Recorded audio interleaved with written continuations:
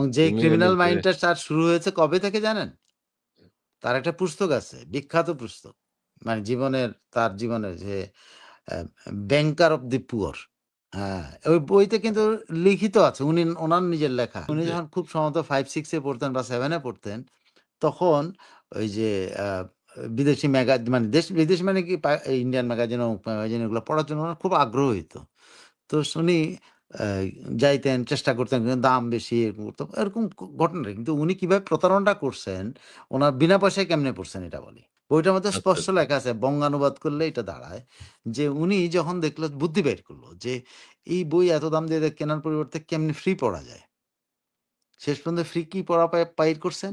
বাইর করছেন প্রত্যেকটা ম্যাগাজিনের মধ্যে। ছোটবেলায় মনে আছে এরকম একটা থাকে, ফর্ম থাকতো যে কি বলে, তুমি যদি এই প্রশ্নের উত্তর দিতে পারো তাহলে তোমার একটা ফ্রি ৩ মাস ফ্রি বই দেওয়া হবে, ১ মাস ফ্রি বই দেওয়া যদি তুমি এই কুইজ পাস করো। ঠিক আছে? ঠিক তো আছে, এরকম আছে। উনি এরকম কুইজের এটাতে অংশ করছে। এখন এরপরে যারা পুরস্কার পাইছে, উনি কখনো পান-টান নাই। না পেতে। কিন্তু যারা পুরস্কার পায় ওদের নাম তো পরবর্তীতে ছাপা হয় যে অমুক জন পেয়েছে, তাকে ১ বছরের জন্য ম্যাগাজিন ফ্রি দেওয়া হবে, তার বাড়িতে দেওয়া হবে। তিনি কি করতেন, ওই নামগুলা সংগ্রহ করতেন। নামগুলা সংগ্রহ করে ওই অ্যাড্রেসও তো ওখানে থাকে, কোন অ্যাড্রেসে তারা দিচ্ছে, কোন অ্যাড্রেসের কোন লোকটা এই পুরস্কার পায়, যেটা তো লেখা থাকে যে লেখা থাকবে চন্দ্রকোনার ইসমাইল সাহেব, চন্দ্রকোনার অমুক গ্রামের অমুক বাড়ি ইসমাইল সাহেব এই পুরস্কারটা পেয়েছেন, তার জন্য আমরা এখন থেকে ১ বছর বই ফ্রি দিব। উনি কি করতো, সেই একটা পোস্টকার্ড কিনতেন। পোস্টকার্ড ছিল তার ইনভেস্টমেন্ট। পোস্টকার্ড কিনতেন, কিনে উনি ওই বাড়ির অ্যাড্রেস চেঞ্জ হয়েছে বলে, ওই লোকটার নাম দিয়ে বাড়ির অ্যাড্রেস চেঞ্জ হয়েছে বলে ওই বাড়ির অ্যাড্রেসের জায়গায় নিজের বাড়ির অ্যাড্রেস দিয়ে দিতেন। নামটা থাকতো ওর, আর ওর বাড়ির অ্যাড্রেস, আমার বাড়ির অ্যাড্রেস চেঞ্জ হইয়াছে, হইয়াছে, কি হইয়াছে, ইউনুস সাহেবের বাড়ি হইয়াছে বলি। একদম সর্বশেষ বাটপারি। সর্বশেষ মানে এখন ক্ষমতা থাকা অবস্থার বাটপারি আমি বলি। ক্ষমতা থাকা আপনার প্রোটেক্ট ইউনুস নামে একটা অর্গানাইজেশন আছে, যে অর্গানাইজেশন ওনার বিরুদ্ধে যখন মামলা হয় তখন থেকে এটা গঠিত হয়েছিল। International NGO. তারা ইউনুস সাহেবের সকল কিছু প্রোটেকশন, ইউনুস সাহেবের এইটা হইলেও তারা বিবৃতি দেয়, ইউনুস সাহেবের জন্য ক্যাম্পেইন করে, অমুক করে, তমুক করে। ওনারা প্রোটেক্ট ইউনুস, আপনি লিখে রাখেন protectyunus.org। এই যাতে যদি আপনি যান, এখানে গেলে আপনি পাবেন কি জানেন, ওখানে আছে JSSF, জুলাই শহীদ স্মৃতি ফাউন্ডেশন, জেএসএসএফ জন্য ওনার নামে মিরিয়াড একটা বিখ্যাত কোম্পানিকে দিয়ে উনি কিন্তু টাকা ওই ইয়ের মধ্যে protectyunus.org এর মাধ্যমে টাকা, protectyunus.org কিন্তু অনেক আগে থেকে টাকা উঠে ওনাকে রক্ষা করার জন্য, ওনার রক্ষা আন্দোলনের জন্য।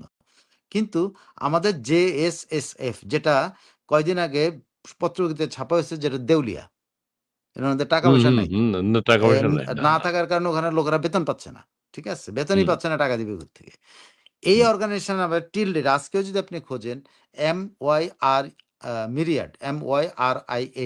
মিরিয়াড, হ্যাঁ, myriad.com এ যদি যান, এটা হলো একটা US based NGO, international NGO.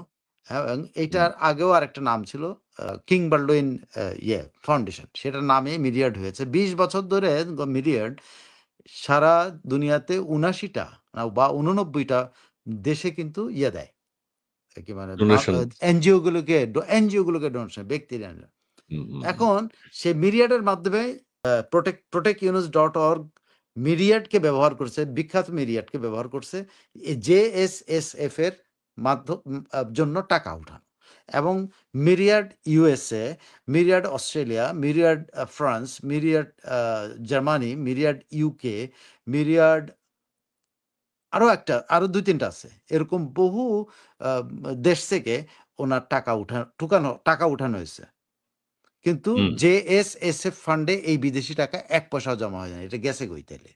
আপনি যদি আপনি এই yunus.org এ ঢুকে আপনি যদি মিরিয়াডে যান, সেখানে যা দেখবেন যে এখন পর্যন্ত আপনি ডোনেশন অ্যাক্টিভ, এখনো ডোনেশন দেয় পাবলিক।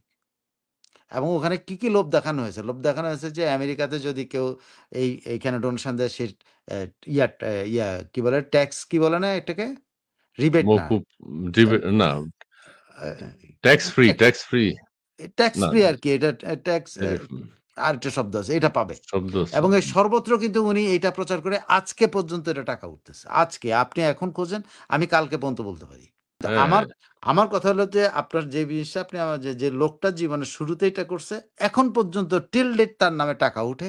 সেই টাকাটা কিন্তু এই জুলাই যাদের ঘাড়ে ভর করে, যাদের রক্তের উপরে ভর করে উনি ক্ষমতায় আসছে, যাদেরকে উনার চাকরিদাতা মনে করেন, তাদের টাকাটা উনি মেরে খাচ্ছেন। এই টাকাটা কিন্তু জেএসএফ এর ফান্ডে আসে নাই। আপনি জেএসএফ ফান্ডে আপনি জেএসএফ এর ওয়েবসাইটে যেয়ে ঢুকেন, ওখানে আছে প্রধান সেখানে আছে সরকারি অনুদান, প্রধান উপদেষ্টা ত্রাণ তহবিলের অনুদান, সেখানে আছে যমুনা অয়েল কোম্পানির অনুদান, বিভিন্ন সরকারি কোম্পানির অনুদান আছে। কিন্তু ওই বিদেশি ফান্ডটা কিন্তু নাই। যেটাতে আজকে পর্যন্ত যদি আপনি চেক করেন পাবেন। যে এটা খোলা, এখনো কেউ ইচ্ছা করলে টাকা দিতে পারে। অসুবিধা নাই। কিন্তু আমি ওই যে এই ২ টা জিনিস বলে এন্ডিং করলাম যে আমরা কার পাল্লায় আছি। এটার জন্যই বলছি যে এইজন্য আর এরপরে এর চাইতে বড় আর কি আলাপ হবে বলেন? আমি জানতে পারছি না কোনোভাবেই কোন সোর্স থেকে যে এই টাকাগুলি কোথায় গেল বা এই টাকাগুলি যে এখনো উঠছে এটা কোথায় যায়? এটা বাংলাদেশের আচ্ছা। জার্নালিস্টরা একটু চেষ্টা করলে যদি পারে বা আমি যে অ্যাড্রেসটা দিলাম সেই অ্যাড্রেসে ঢুকে তাদের সাথে যোগাযোগ করে জার্নালিস্টরা তাদের জার্নালিস্টিক অ্যাপটিটিউড দিয়ে তারা যদি বের করে নিয়ে আসতে পারে যে কোথায় যাচ্ছে এই টাকাগুলি? কারা খরচ কারণ এই প্রোটেক্ট ইউনুস এরা ইউনুস সাহেবকে প্রোটেকশনের নামে আগেও টাকা উঠিয়েছে।